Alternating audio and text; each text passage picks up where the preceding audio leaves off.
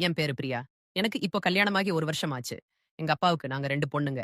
என்னோட அக்கா என்னை விட 2 வயசு பெரியவள். அவளுக்கு கல்யாணமாகி இப்போ 3 பிள்ளைங்க இருக்கிறாங்க. நானும் என்னோட கணவரும் இப்போ தனியா தான் வாழ்ந்துட்டு வரோம். என் மாமியார், மாமனார் சொந்த ஊர்ல இருக்காங்க. என்னோட அக்கா சென்னையில இருக்கா. நாங்க இப்போ தனியா இருக்கிறதுனால, தினமும் நைட்டு கணவன் மனைவியா ரொம்பவே சந்தோஷமா இருப்போம். உண்மைய சொல்லணும்னா, என்னோட கணவரை விட எனக்கு தான் ஆசை அதிகம். நான் தினமுமே அவரை தனிமையில் இருக்க கூப்பிடாமல், எனக்கு தூக்கமே வராது. ஒரு நாள் கூட நாங்க சந்தோஷமா இல்லாமல் தூங்குவதே கிடையாது. பல நாள் என்னோட கணவரை நான் 2வது ரவுண்டுக்கு கூட கூப்பிடுவேன். ஆனா, அவரு, "என்னால முடியாது. எனக்கு தான் தூக்கம் வருது. நானே வேலைக்கு போயிட்டு ரொம்ப டயர்டா இருக்கேன்னு" சொல்லிட்டு படுத்து தூங்கிருவாரு. இதுல சோகமான விஷயம் என்னன்னா, எனக்கு கல்யாணம் ஆகி 1 வருஷம் ஆகியும் குழந்தை உண்டாகல. எங்க அம்மாவுக்கு இது ரொம்ப வருத்தமா இருந்துச்சு. என்னோட அக்கா கல்யாணமாகி 1 வருஷத்துக்குள்ளயே ஒரு ஆம்பள பிள்ளைய பெத்துட்டா. திரும்பவும் 1 வருஷத்துக்குள்ள இன்னொரு பிள்ளையையும் பெத்துட்டா. இப்படி இருக்கப்போ, எனக்கு மட்டும் கல்யாணமாகி 1 வருஷத்துல குழந்தையே உண்டாகல. இது எங்க அம்மாவுக்கு ரொம்ப வருத்தமா இருந்தது. அதே சமயம் என்னோட மாமியாரும் இத சொல்லி சொல்லி ரொம்ப கவலைப்படுவாங்க. இத பார்த்த என்னோட அம்மாவும், "டாக்டர்ட்ட போயிட்டு காட்டுவோமா?" ன்னு கேட்டாங்க. ஆனா, நாங்க டாக்டர் கிட்ட எல்லாம் போகவே இல்ல. அப்படி இருக்கும்போது, என்னோட அக்கா புருஷன் ஒரு நாள் போன் பண்ணாரு. "மறுநாள் உன் ஊருக்கு ஒரு வேலையா வரதாவும், உன்னோட அக்கா வரல. நான் மட்டும் தான் வரப்போறேன்னு" சொல்லிட்டு இருந்தாரு. மறுநாள் என்னோட அக்காவோட கணவர் சொன்ன மாதிரியே எங்க வீட்டுக்கு வந்துட்டாரு. காலையில டிபன் சாப்பிட்டுட்டு, அவர் அவர் வேலை விஷயமா வெளியில போயிட்டாரு. நான் சாயந்திரம் தான் வருவேன்னு சொல்லிட்டு போயிட்டாரு.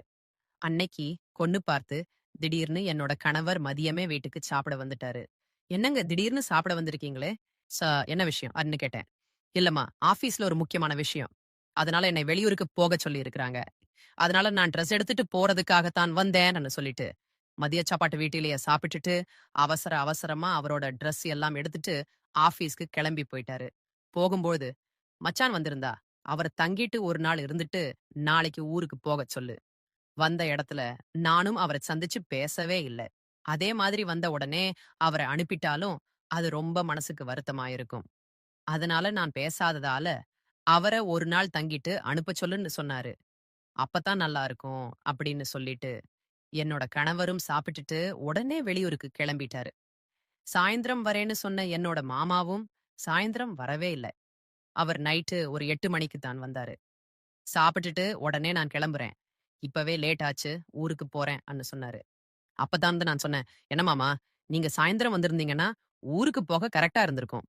ஆனா இப்பவே பாருங்க மணி 8 ஆயிடுச்சு. இதுக்கு அப்புறமா நீங்க ஊருக்கு கிளம்பி போய் சேர்வதற்கு ரொம்ப லேட் ஆகும்." என்னோட கணவர் கூட சொல்லிட்டு தான் போயிருக்காரு. "மச்சான் வந்தாலும் நைட் தங்கிட்டு சொல்லுன்னு." ஏற்கனவே நேத்து தான் டிராவல் பண்ணிட்டு வந்திருப்பாரு. மறுபடியும் இன்னைக்கும் அவர் டிராவல் பண்ணா உடம்பெல்லாம் ரொம்ப வலியா இருக்கும். அதனால நாளைக்கு போனா அவரால எந்த வேலையும் செய்ய முடியாது. அதனால தான் இன்னைக்கு ஒரு நாள் நைட் நல்லா தங்கி ரெஸ்ட் எடுத்துட்டு, நாளைக்கு போகச் சொல்லு அப்படின்னு சொல்லிட்டு தான் போயிருக்காரு. அதனால நீங்க கண்டிப்பா இருந்துட்டு தான் போகணும். நீங்க இல்லாம போயிட்டீங்கன்னா, என்னோட கணவர் என்ன வந்து திட்டுவாரு அப்படின்னு சொல்லி நான் அவர இருக்க வச்சேன்.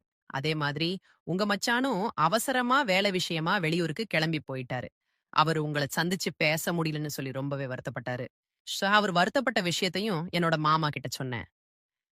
என்னோட மாமா கிட்ட சொல்லும்போது, ரொம்ப நேரமா யோசிச்சு, என்னோட மாமா, "சரி, நீ சொன்னது கரெக்ட் தான். இப்பவே ரொம்ப லேட் ஆயிடுச்சு. அதனால நான் இங்க தங்கிட்டு நாளைக்கே போறேன்." அப்படின்னு சொல்லிட்டு இருக்கிறதுக்கு சம்மதிச்சாரு. இந்த விஷயத்த என்னோட அக்காவுக்கு போன் போட்டு சொன்னாரு. என்னோட அக்காவும், "சரிங்க, தங்கிட்டு காலையில வாங்க." அப்படின்னு சொல்லிட்டா. அதுக்கப்புறமா என்னோட மாமா டிபன் சாப்பிட்டு முடிச்சதுனால, "சரி, டைம் பாஸ் பண்ணுவோம்." அப்படின்னு சொல்லிட்டு சோபால உட்கார்ந்து டிவி பார்க்க ஆரம்பிச்சாரு. அப்ப மாமா கிட்ட, "மாமா இப்பதான் சாப்பிட்டீங்க. எதுவும் காஃபி, டீ எதுவும் குடிக்கிறீங்களா? வேணுமா போட்டு தரவா?"ன்னு கேட்டேன். உடனே மாமாவும், "அதெல்லாம் வேணாம். இப்பவே நல்லா திருப்தியா சாப்பிட்டுட்டேன். எனக்கு எதுவும் வேணாம்." அப்படின்னு சொல்லிட்டாரு. சரியான்னு சொல்லிட்டு, என்னோட எல்லா வேலையும் முடிஞ்சதுனால, நானும் என் மாமாவுக்கு பக்கத்திலேயே உட்கார்ந்து டிவி பார்த்துட்டு இருந்தேன். அப்ப எங்க மாமா என்கிட்ட பேச்சு குடுக்க குடுக்க ஆரம்பிச்சாரு. "உங்க அம்மா போன வாரம் எங்க வீட்டுக்கு வந்திருந்தாங்களா? உன்ன பத்தி சொல்லி ரொம்பவே கவலைப்பட்டாங்க. 1 வருஷமாகியும் உனக்கு குழந்தை பிறக்கலன்னு ரொம்ப கவலைப்பட்டாங்க. உங்க அம்மா நெனச்சுக்கிட்டு இருக்கிறாங்க. நீங்க 2 பேரும் பேசி குழந்தை பெத்துக்கிறத தள்ளி போட்டிருக்கீங்க அப்படின்னு நெனச்சுக்கிட்டு இருக்கிறாங்க. என்கிட்ட வந்து சொன்னாங்க, நீங்க அவங்க கிட்ட பேசி அவங்களுக்கு புரிய வைங்கன்னு சொன்னாங்க. அதுக்கு நான் உங்க அம்மா கிட்ட, அவங்க படிச்சவங்க கொஞ்ச நாள் போகட்டும். அதுக்கப்புறமா பெத்துக்கலான்னு நெனச்சிருப்பாங்க.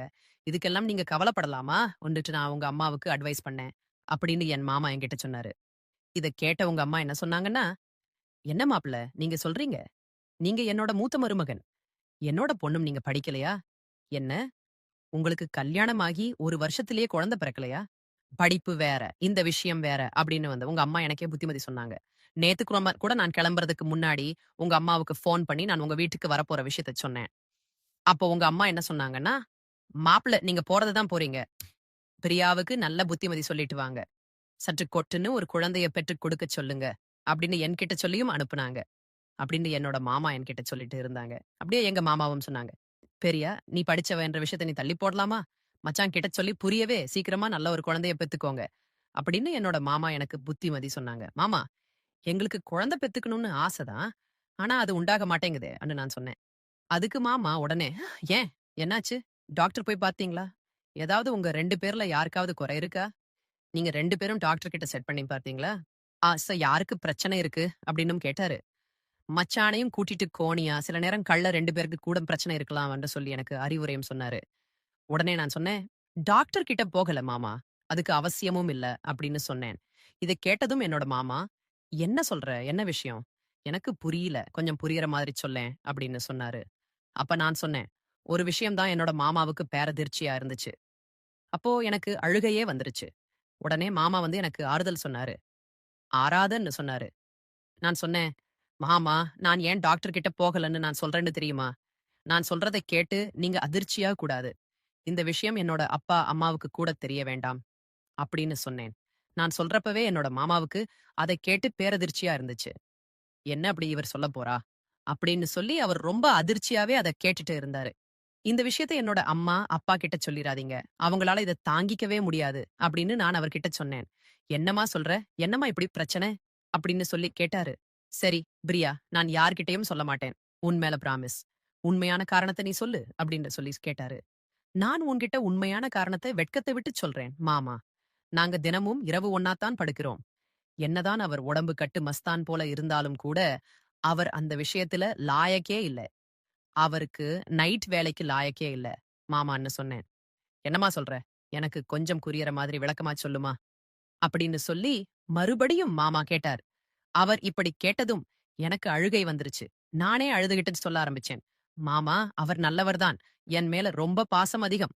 ஆனால் அவரது எண்ணக் கற்பமாகுற அளவுக்கு இருக்காது. அது மட்டும் இல்லாமல், அவரால் 5 நிமிஷத்துக்கு மேல தாக்கு பிடிக்க முடியாது. அப்படியே அவர் கஷ்டப்பட்டு என் கூட இருந்தாலுமே, அதுல அணுக்களே இருக்காது. ஏன் இப்படி இருக்கு? என்ன ஏதுன்னு சொல்லி நம்ம டாக்டர் கிட்ட போகலாம்னு நான் கூப்பிட்டு பார்த்தேன். ஆனா, அவரு வர மறுத்துட்டாரு. சரி, நான் ஏன் இவருக்கு இப்படி இருக்கு? அப்படின்னு சொல்லி நெட்டில் சர்ச் பண்ணி பார்த்தேன். அப்பதான் எனக்கு ஒரு விஷயம் புரிஞ்சது. ஆண்களுக்கு அணுக்கள் அதிகமா இருந்துச்சுன்னா, கட்டியா இருக்கும். அணுக்களே இல்லாம இருந்தா ரொம்ப தண்ணி மாதிரி இருக்கும்னு சொல்லி போட்டிருந்துச்சு. அப்பதான்டா நான் புரிஞ்சுகிட்டேன். என்னோட கணவருக்கு அந்த பிரச்சனை இருக்கு. அதனால தான் குழந்தைய உருவாக முடியல. அப்படின்னு சொல்லி நான் புரிஞ்சுகிட்டேன். அப்படின்னு என்னோட மாமா கிட்ட சொல்லி கதறி கதறி அழுதேன். இப்படி இருக்கும்போது எப்படி மாமா எனக்கு குழந்தை பிறக்கும்? நானும் அவர ஹாஸ்பிடலுக்கு கூப்பிட்டா கூட அவர் வரமாட்டேங்கிறாரு. அவர்கிட்ட உங்களுக்கு ஆண்மையே இல்லை, உங்களுக்கு அணுக்களே இல்லை அப்படின்னு சொல்ற தைரியம் எனக்கு இல்லை. அது அவரே வந்து தெரிஞ்சுக்கணும். அ ஆனால் அவர் அதுல கவனமே செலுத்த மாட்டேங்கிறாரு. அவர பொறுத்தவரைக்கும் அவர் ஆரோக்கியமா தான் இருக்காரு. தான் ஒரு ஆம்பள அப்படிங்கிற நினைப்பு தானே அவருக்குள்ளேயே இருக்கு. இந்த நம்பிக்கைய நான் எப்படி மாமா உடைக்க முடியும்? அவன்கிட்ட போய், "நீங்க ஆம்பளையே இல்லன்னு என்னால எப்படி சொல்ல முடியும்?" என் மேல் அன்பாவும், பாசமாவும் இருக்காரு. அப்படிப்பட்ட மனுஷனோட மனச நோகடிக்க நான் விரும்பல, மாமா. அப்படின்னு சொல்லிட்டு அழுதுகிட்டே இருந்தேன். அப்ப என்னோட மாமா என்கிட்ட வந்து, "அழாதம்மா" அப்படின்னு சொல்லி எனக்கு ஆறுதலும் சொன்னாரு. அப்ப நான் அவர் மேல சாஞ்சுக்கிட்டேன். அப்ப அவர் என்னோட கண்ணெல்லாம் தடவி விட்டாரு. ஆறுதலா சில வார்த்தைகளையும் சொன்னாரு. அப்படியே சொல்லிட்டு இருக்கும்போது, நான் இன்னும் கொஞ்சம் பழம் கொடுத்து அவர் மேல சாய்ஞ்சுக்கிட்டேன். அப்ப நான் அழுதுகிட்டே என்னோட மாமா கிட்ட ஒரு விஷயத்த சொன்னேன். "மாமா, நான் சொல்றேன்னு தப்பா எடுத்துக்காதீங்க. ஊர்வாயை அடைக்கிறதுக்கு நீங்க நெனச்சா எனக்கு உதவி செய்ய முடியுமா?" சொன்னேன். "என்னம்மா சொல்ற? எனக்கு புரியலையே. புரியற மாரி சொல்லு" அப்படின்னு சொன்னாரு. "இல்ல மாமா, நீங்க நெனச்சா எனக்கு ஒரு குழந்தைய காட்டி குடுக்க முடியும்" அப்படின்னு சொன்னேன். இத கேட்டதும் என்னோட மாமா அதிர்ச்சி ஆகிட்டாரு. "என்ன இப்படியெல்லாம் பேசுற? இந்த மாதிரி எண்ணத்துல என்கிட்ட நீ பழகாத" அப்படின்னு கோபப்பட்டாரு. "இல்ல மாமா, என்னோட நெலைமைய நீங்க தான் புரிஞ்சுக்கணும். இந்த விஷயத்த நான் எங்க அப்பா, அம்மா கிட்ட கூட நான் சொல்லல. அவங்க மனசு நோகும். இப்ப அவங்களுக்கு இருக்கக்கூடிய ஒரே பிரச்சனையே எனக்கு குழந்தை இல்லைங்கிறது தான். என்னோட மாமனார், மாமியாருக்கும் அதே பிரச்சனை தான். எனக்கு குழந்தை இல்லைன்னு என்னோட கணவரை ஹாஸ்பிடலுக்கு கூப்பிட்டா கூட, அவர் வரவும் மாட்டேங்கிறாரு. அவர பொறுத்தவரைக்கும், அவர் ஒரு ஆண்மகன் அப்படிங்கிற நெனைப்பு தான் அவங்கிட்ட எப்பவுமே இருக்கு. இப்படி இருக்கும்போது, எல்லா இடத்துலயும் இந்த பிரச்சனைய சமாளிக்குது நான் மட்டும் தான். நான் ஏன் இவ்ளோ கஷ்டப்படணும்? நீங்க நெனச்சீங்கன்னா, அந்த பிரச்சனையில இருந்து என்னால வெளிய கொண்டு வர முடியும் அப்படின்னு சொல்லி நான் கெஞ்சினேன். ஆனா என்னோட மாமாவோ, என்னோட அக்காவுக்கு எல்லாம் துரோகம் பண்ண முடியாது. நீ என்கிட்ட எந்த மாதிரி ஒரு எண்ணத்துல நீ பழகாத. நான் இன்னும் கொஞ்ச நேரம் இங்கே இருந்தால், நடக்கக்கூடாதது எல்லாம் நடந்துரும் போல. நான் இங்கே இருக்கிறதே முதல்ல தப்பு. நான் இப்ப உடனே கிளம்புறேன் அப்படின்னு சொல்லிட்டு, என்னோட மாமா வீட்ட விட்டு கிளம்புறதுக்கு உடனே பெட்டி புடிக்க எல்லாம் எடுத்துக்கிட்டு கிளம்ப முயற்சி பண்ணாரு. அப்ப நான் என்னோட மாமாவ எவ்வளவோ தடுத்து பார்த்தேன். அப்ப அவரு, "முடியாது நான் கிளம்புகிறேன். நான் இன்னும் கொஞ்ச நேரம் இங்கே இருந்தேன்னா, நடக்கக்கூடாத தப்பு எல்லாம் நடந்துரும்." அப்படின்னு சொல்லிட்டு அவர் உடனே கிளம்பினார். ஆனா, இந்த வாய்ப்பை நான் மிஸ் பண்ண விரும்பல. நான் இன்னைக்கு எப்படியாவது மாமாவோட இருந்து கர்ப்பமாயிடணும் அப்படின்னு சொல்லி முடிவு பண்ணேன். அப்ப என்னோட மாமா வீட்ட விட்டு கிளம்பும்போது, நான் ஓடிப்போய் அவரை கட்டி பிடிச்சுக்கிட்டேன். கட்டி பிடிச்சதுமே, "மாமா விடு, என்ன விடுன்னு" சொன்னாரு. ஆனால் நான் அவர ரொம்ப இறுக்கமா புடிச்சுக்கிட்டேன். அ ஒரு கட்டத்துல மாமாவால முடியல. அதுக்கப்புறமா அவர் என்னோட கட்டுப்பாட்டுக்குள்ள வந்துட்டாரு. எனக்கும் குழந்தை தேவைப்பட்டதுனால, அன்னைக்கு என்னோட மாமாவ நான் கர்ப்பமாக்குறதுக்காக யூஸ் பண்ணிக்கிட்டேன். அன்னைக்கு தான் ஆண்மையோட இருக்கக்கூடிய ஒரு ஆண்மகனோட தாம்பத்தியத்தில் ஈடுபட்டு எப்படி இருக்கின்றது என்பதை நான் உணர ஆரம்பிச்சேன். அப்ப எனக்கும் என்னோட மாமாவுக்கும் எல்லாமே நடந்து முடிஞ்சிருச்சு. கொஞ்ச நேரம் நாங்க 2 பேரும் ரெஸ்ட் எடுத்தோம். அதுக்கப்புறம் நான் என்னோட மாமாவ என்னோட வாங்கன்னு கூப்பிட்டேன். அவரும் அப்போ எந்தவித எதிர்ப்புமே தெரிவிக்கல. அன்னைக்கு மறுபடியும் 2வது முறையா. அன்னைக்கும் இரவு நானும் மாமாவும் பொண்ணாவும் அப்ப என்னோட மாமா கேட்டாரு, "நமக்குள்ள எல்லாமே நடந்துருச்சு. இப்ப நீ கர்ப்பமாயிட்டா உன்னோட கணவருக்கு சந்தேகம் வராதா?" அப்படின்னு கேட்டாரு.